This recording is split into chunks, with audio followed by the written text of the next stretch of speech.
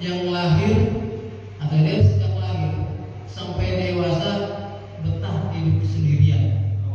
Jadi dia butuh satu dengan yang lainnya, dan itu pasti kita akan alami. Setiap orang butuh keluarga dan teman untuk berkumpul dan berkomunikasi. Karena secara umum manusia itu tentunya tidak bisa dia bersendiri, hidup menyendiri, tentunya bermasyarakat. Nah, dari kalangan masyarakat tersebut, kalau kita lihat secara detailnya, itu dikelompokkan lagi ke hal-hal yang lebih kecil, yaitu keluarga.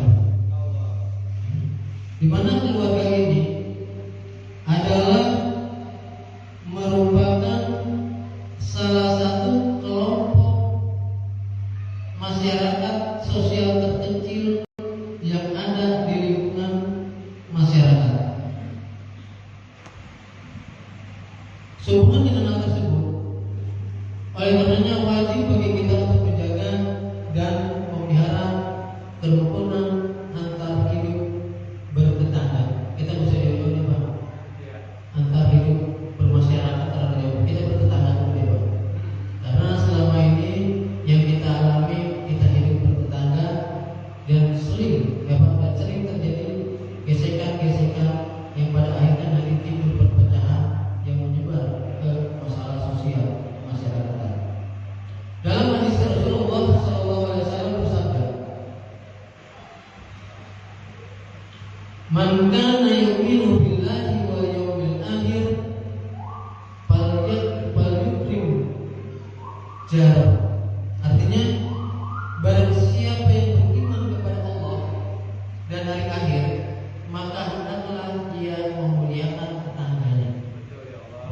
Jadi kalau kita tidak baik terhadap tetangga, Pak, itu dimasukkan nanti ke dalam kategori bukan orang yang beriman pada Allah dan hari akhir. Namun tidak. Jadi pentingnya kita bertetangga. Dan ini ditekankan oleh hadis Rasulullah. Dan ini adalah hadis sahih yang diriwayatkan oleh hadis riwayat Bukhari dan Muslim. Ibnu Hajar Al-Asqalani dalam kitab Fathul Bari menjelaskan kata tetangga itu tidak terbatas pada agama tertentu. Ini yang sering kita alami umat Islam. Jadi kalau dia bukan orang Islam berarti bukan masuk kategori tetangga. Tapi seorang ahli kita, yaitu Ibnu Hajar, menjelaskan bahwa bertetangga itu bukan hanya terbatas pada agama tertentu atau karena sifat tertentu. Di sini Abidal menjelaskan lebih umum lagi. Saya langsung artinya sampaikan, istilah tetangga mencakup muslim, kafir, budak, fasik, teman, musuh, pendatang, pribumi, orang yang bermanfaat, orang yang memberi mudarat, karib kerabat, orang lain, atau orang yang rumahnya paling dekat atau jauh. Itu namanya bertetangga. Prinsipnya semua itu pada intinya kita harus berbuat baik kepada mereka semuanya, apalagi tetangga terdekat. Bahkan Rasulullah SAW sebagaimana dalam hadis di atas mengaitkan bahwa kesempurnaan iman dengan penghormatan terhadap tetangga, artinya sempurna atau tidaknya keimanan seseorang bisa dilihat dari bagaimana cara dia memperlakukan tetangganya. Semakin baik dia terhadap tetangganya, semakin bagus penilaian Allah terhadap imannya. Kalaupun kita belum bisa berbuat baik terhadap tetangga, minimal kita harus menahan diri agar tidak menyinggung dan berlaku buruk terhadap tetangganya. Pernah ulama mengatakan bahwa lidah itu lebih tajam daripada senjata, sehingga bisa menyebutkan pisau atau golok. Kalau saya menyebut golok, terbatas hanya kata itu. Tapi saya lebih condong mengarah lebih tajam daripada senjata. Apakah itu peluru, apakah itu atom segala macamnya, apakah itu pisau segala macamnya, artinya senjata. Kenapa demikian? Karena sesuatu yang keluar dari mulut kita, sesuatu yang keluar dari kata-kata kita, itu yang menjadi pegangan seseorang. Apakah yang disampaikan itu menyenangkan atau menyakiti hati? Jaga lisanmu, karena dari lisanmu lah akan bisa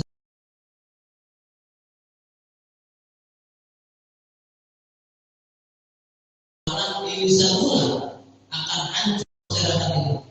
Orang lisan mula akan hancurnya suatu negara. Oleh karenanya saya mengimbau sekali lagi.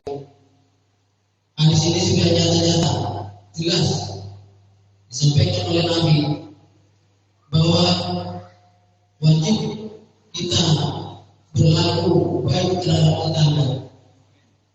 Janganlah sekali-kali kita mengucapkan kata-kata yang tentunya menyakiti hati tetangga kita, baik itu teman, kerabat, saudara, ataupun orang-orang yang pada nyata-nyatanya kita tidak kenal sama orang itu, tapi pada akhirnya bisa menyakiti hati orang tersebut.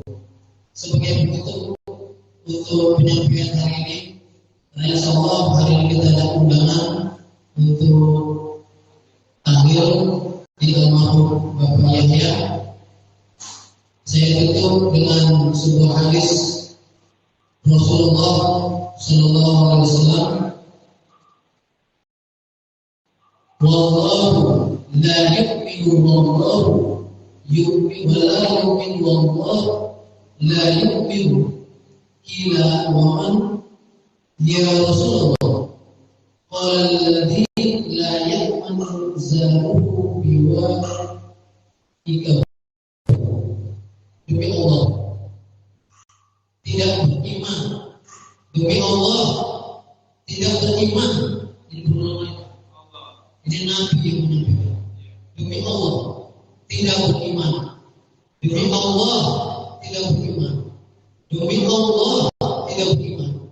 Sahabat bertanya, siapakah wahai Rasulullah orang yang tidak beriman itu? Beliau menjawab, yang tetangganya tidak aman dari keburukannya. Itu Pak. Saya jelaskan lagi, maksudnya adalah tetangganya dia ingin tinggal hidup tenang, hidup nyaman, tanpa ada gangguan suatu apapun, tapi diusik oleh tetangga lain. Itu tidak diperbolehkan oleh hadis ini.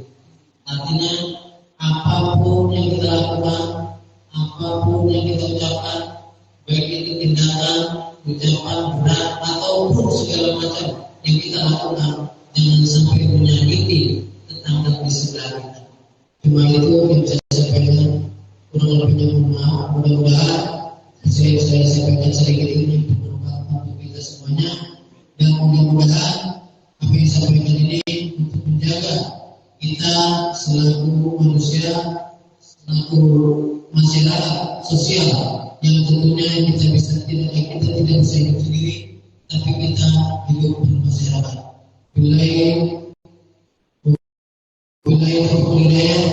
Wassalamualaikum warahmatullahi wabarakatuh.